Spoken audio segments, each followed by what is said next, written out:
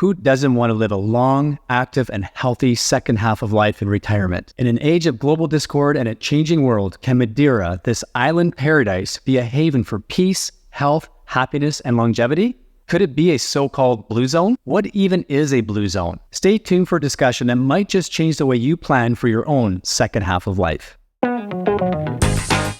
Welcome back to Track Us Down. If you're just finding us, I'm Monique. And I'm Doug. On our channel, we talk about retiring early, moving abroad, but mostly living a better second half of life. One of the reasons we chose to move here to Madeira is hopefully to live a long, healthy, happy lifestyle and hopefully work on our longevity living here. So what exactly are blue zones? Blue zones are areas around the world where people tend to live longer than the global average and have excellent health and vitality. These areas have attracted attention due to the high number of centenarians who are there and their excellent health and vitality. We absolutely love the book Blue Zones by Dan Buettner. We have recommended this book since we began our channel. It has been in our links below since the beginning. It is something that we've read cover to cover because the ideas and concepts within the book are fascinating to read, and there's ideas that you can apply to your own health, your own wellness, and your own longevity for your better second half of life.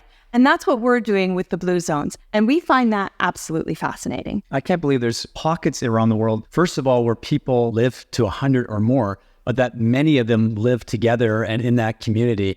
I want to know what their secret is. So let's quickly talk about what are the key characteristics of the so-called blue zones. One of the key characteristics of the blue zones is a healthy diet. Now that can mean many different things, but one of the key things that come up is they often follow a plant-based or whole foods diet. Another key characteristic of the blue zones is an active lifestyle. This is a lifestyle where activity is integrated into daily life, it's low intensity, and it's a lot of walking, including up hills. Another key characteristic is strong social connections. Communities in blue zones prioritize social interactions and strong community ties.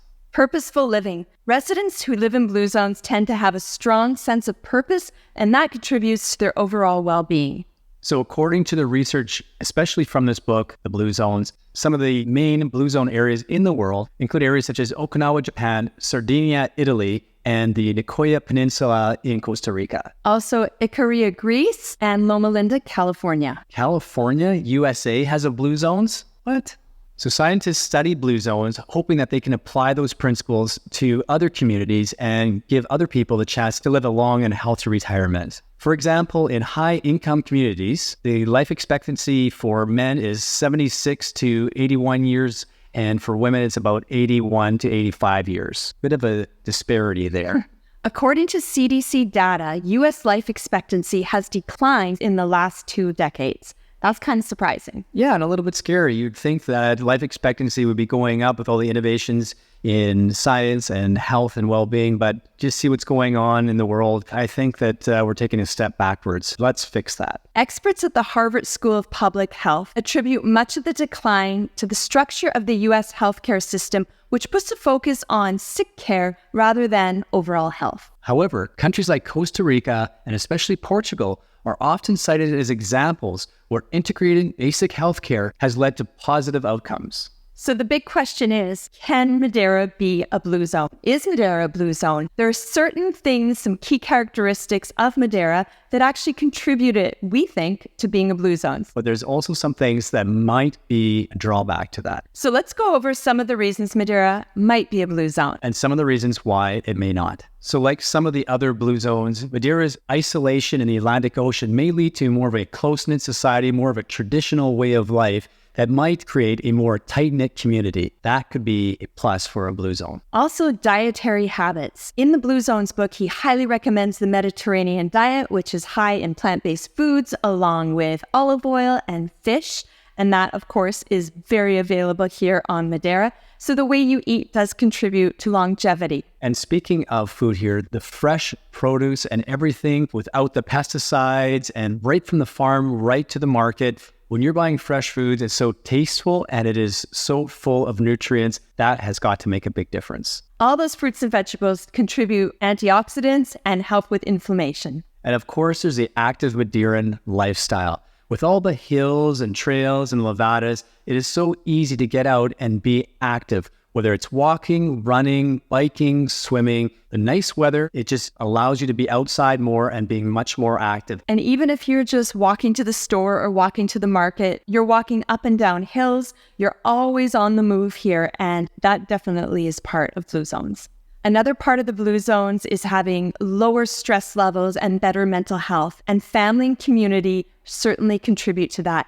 Here on Madeira, there's a very strong sense of family and a sense of community. We have absolutely seen this firsthand. Madeira has a cultural emphasis on family and community, and you definitely feel like you are a part of something living here. Another key component of the Blue Zones is reduced stress. Living in a low stress environment is crucial. And if there's one thing that Madeira has is peaceful, beautiful surroundings with the natural, lush greenery, the ocean everywhere, the flowers, and just that relaxed way of life. This has easily been the least stressful lifestyle and environment that we have lived in. And the beauty. I think that the beauty also contributes to that low stress. When you see Madeira and you see the hills, you see the ocean and the sky, it is absolutely beautiful, and that lowers your heart rate. Another key component of the Blue Zones is living in a moderate climate.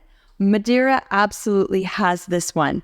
It has consistent year-round weather that is mild, and that enables residents to be outdoors and do whatever outdoors activities they enjoy year-round. We all know rainy days are tough and snow days are hard too. The mild climate also contributes to a positive outlook on life, and that contributes to longevity as well. If there's one thing that has lowered our stress level and had made it a much more Blue Zone-y type of lifestyle, is to get out of the rat race of North America. Living a more traditional or a slower paced way of life definitely can contribute to a healthier lifestyle. And here in Madeira, with their coffee culture and just their festivals and getting together for dinner, it definitely has that lower stress, lower key vibe. It's nice to get off the hamster wheel. And of course, access to healthcare. Madeira, like Portugal, has universal healthcare, essential services for everyone. Now, we haven't had any healthcare scares ourselves, but we have been to the hospital to visit other people that we know who have had different interactions with the medical system here. And by all means, all reports have been really good. The fact that they're building a brand new teaching hospital here on Madeira shows that they take healthcare seriously. And that does contribute to overall well-being and longevity. Another factor that plays into whether an area could be considered a blue zone or not are government initiatives. And Madeira has government initiatives, starting with the mobility allowance. The fact that they will reimburse a large percentage, almost all of any cost it takes to go to Lisbon or Porto for students or for residents. This initiative allows families to stay together, students to come back from school, and just keep that sense of family and community together. That is a great government initiative. Another government initiative that I really like are little pop-up clinics that they have sometimes at the shopping malls and around town, where you can get your blood pressure checked, where they give you some advice, and it's sort of a little pop-up clinic. I think that's a really good government initiative as well. And of course, being part of the cultural practices is highly recommended in the Blue Zones. Here in Madeira, they do value their culture. They practice their culture. You see it through festivals, through get-togethers, through their celebrations. And we are lucky enough as residents to take part in those things. The amount of festivals all year round on this one small island is just incredible. There's something to do almost every single weekend. Madeira has all those things which seem to contribute really easily to being a blue zone, and we are going to take advantage of all of those. But of course, it does have challenges that are not exactly blue zone friendly, and we're going to talk about a few of those. But first of all, what is the life expectancy here on Madeira? According to government statistics up to 2022 here in Madeira, the average life expectancy for men was about 75 years, and for women, just over 81 years. So not too far off the average for Western and wealthy countries, but I think it could be so much better. What is keeping it from being better, do you think, here on Madeira? I think there's a few areas that you have to really be mindful of, that you have to make good choices in to live here in Madeira and have a long life, to have a longevity, and to maybe be a centenarian here on Madeira. And the first is prioritizing active transportation, over driving. And that could be a little bit hard here in Madeira. It is very hilly and steep. There is a lot of people who cycle and run and walk. There's a lot of exercising, especially in the younger generations, but it's very much a driving culture. I still think there's something else that might be keeping it back from being a blue zone. I think another thing that keeps Madeira back from being a blue zone is the eating habits. It is a very meat-eating society. Some of their rituals and their cultural practices are built around eating meat and seafood. Any festival you go to, they have kiosks of food, and a lot of it's all flame-grilled, charcoaled meat, skewers of meat. I mean, it is a meat eater's paradise here. And from everything you learn about the blue zones and kind of more conventional wisdom, definitely goes against a plant-based or whole foods type of diet. And sometimes at some of those festivals, it's impossible to find any plant-based or vegetable. It is very meat, fish driven.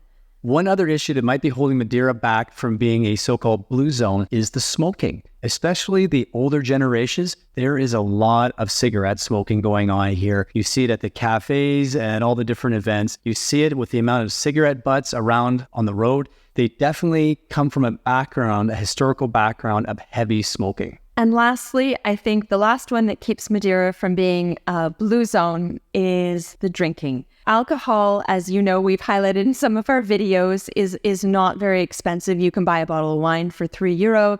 When you go out for drinks, they tend to be quite affordable. And people do drink quite a bit. And, they have poncha, they have wine, they have beer.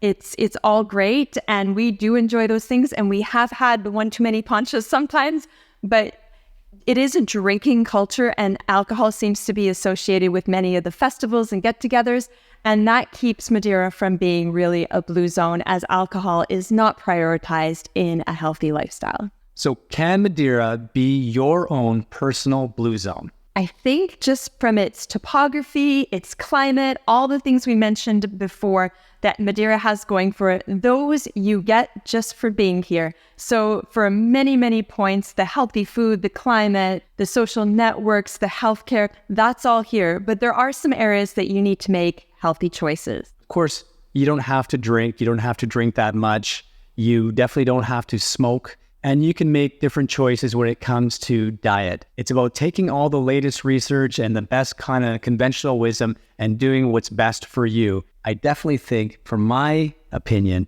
that Madeira could be our blue zone, and I think it could be yours. Please leave a comment down below if you think Madeira could be a blue zone, or if it could be your blue zone, or if you have another place in mind. Make it your blue zone. The Blue Zones by Dan Buettner is absolutely a must-read. Thank you so much for spending a little bit of your day with us. We hope that we've given you something to think about, whether you're coming to live in Madeira for your second half of life or staying where you are. We always enjoy hearing from you in the comments, so please leave a comment below. Please like and subscribe if you enjoyed this video. And as always, check back in and track us down.